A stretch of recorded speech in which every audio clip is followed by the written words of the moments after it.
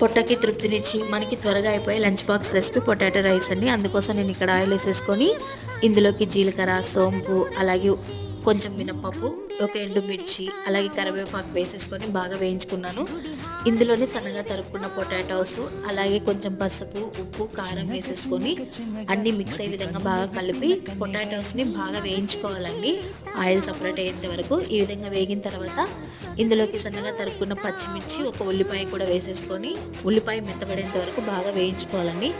ఈ విధంగా వేగిన తర్వాత ఇందులోకి సన్నగా తరుక్కున్న ఒక టమాటో కూడా వేసి టమాటో కూడా మెత్తబడేంత వరకు బాగా వేయించుకోవాలి.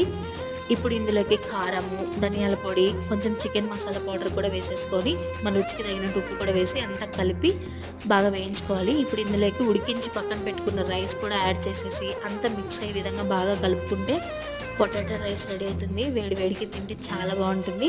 మీరు కూడా ఒకసారి ట్రై చేయండి.